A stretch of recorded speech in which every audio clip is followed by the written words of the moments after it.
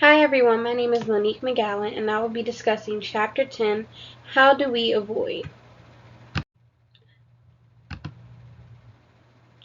The key concepts discussed in this chapter is adaptive avoidance, staying out of the world, it's not my problem, who will blow the whistle, and if it sells, then it must be good. Avoidance. What is avoidance? Avoidance is the postponement of encountering adverse stimuli. So avoidance basically is when we as people try to stay away from certain stimuli or stay away from different events that we know might occur. And how we identify avoidance is by acknowledging the environment that may be coercive and then trying to identify what makes it coercive and then trying to change the behavior of the people in those environments. So the first subsection is adaptive avoidance. Adaptive avoidance is foresighted, meaning that people automatically prepare for the worst. An example of this is, for example, if it's hot outside and you wear shorts or a tank top versus when it's cold outside and you know it's cold outside. So instead of wearing shorts, you'll wear a hat, gloves, and pants and bundle up. Adaptive avoidance is caused by reinforcer postponement, meaning that, for example, the reinforcer isn't delivered immediately, so the person is less likely to adapt and change. Instead, they'll avoid the consequence because the reinforcer isn't as immediate as they need it to be. To change this and actually adapt up to avoidance, a person must first create smaller goals and then instead of postponing the reinforcer, give the reinforcer after each small goal and small period of time and then gradually increase it. So the next subsection was staying out of the world. Staying out of the world is basically avoiding the consequence in its entirety. The person removes themselves from the environment so that and then they put themselves in a new environment that has less aversive consequences. The example that Sidman used in the book was about dropouts and how dropouts will drop out completely from society. They'll drop out from school, community, from family, and then they tend to gravitate towards environments that are less socially acceptable by culture, but help them fit in because there's less consequences and less people for them to have to there's less people for them to have to answer to. And this model revolves in remaining uninvolved. The person basically detaches completely from that part of society or that event and stays away from it so that they don't have to endure those consequences. To change this, Sipman says that we must first recognize the coercive environment, meaning that a lot of people drop out of school because the environment is coercive. And instead of focusing on them dropping out, we need to focus on why the environment was coercive to them in the first place and then change that. The next step we'd have to do would be to change the shocks or address the shocks because they're dropping out for a specific reason. So Sidman states that we have to to address the shocks that they're encountering and then change those so that the person will be more likely to re-engage in that environment. Another example that Sidman gave was a bad relationship. We initially avoid leaving the relationship because we tend to look at the positives in the relationship. So then we avoid thinking about the negatives in the relationship and then we continue to stay in that environment. The next model is It's Not My Problem. This one was the most relatable model because we do this all the time, but Sidman discusses how people avoid the problem because it doesn't directly affect them. An example of this that I thought of was homelessness.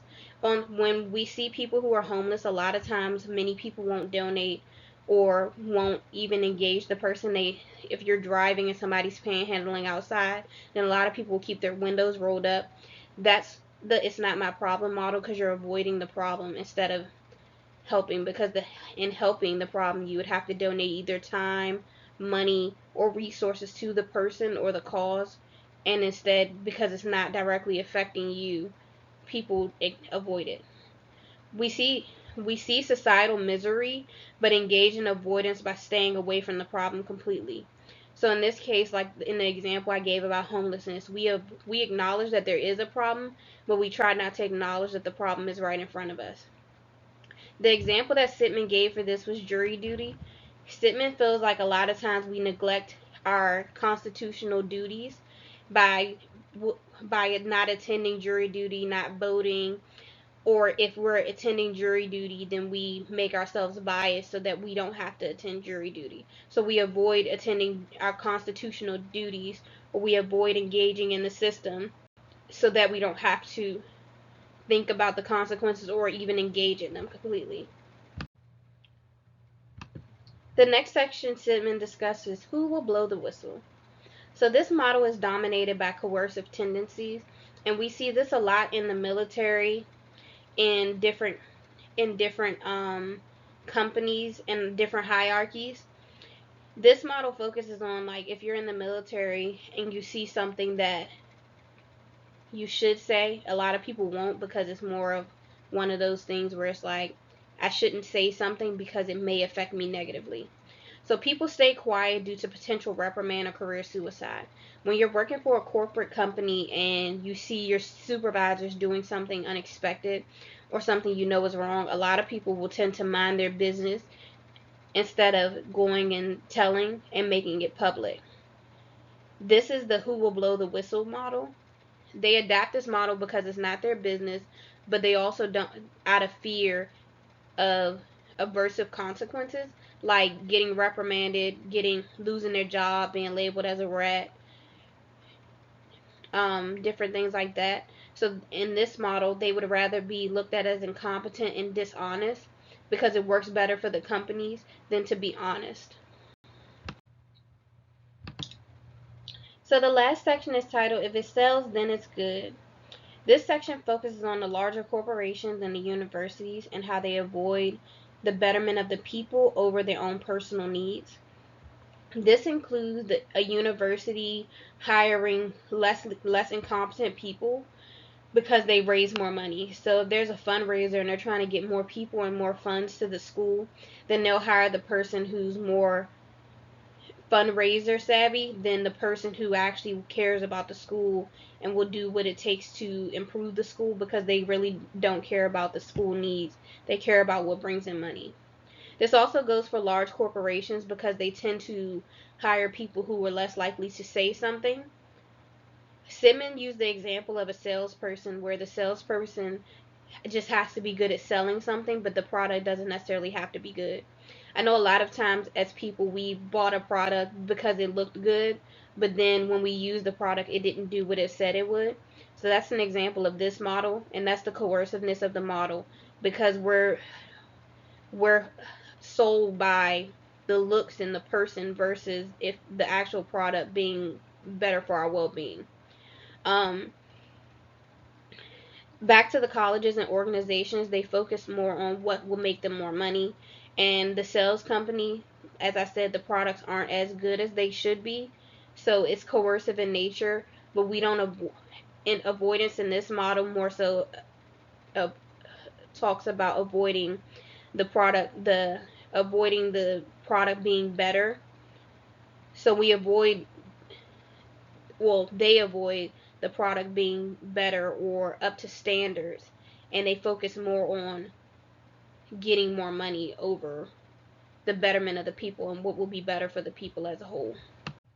So the question that I chose was, what is an example of a delayed consequence that you've seen or personally encountered? And do you think that it will contribute to you avoiding the aversive stimuli?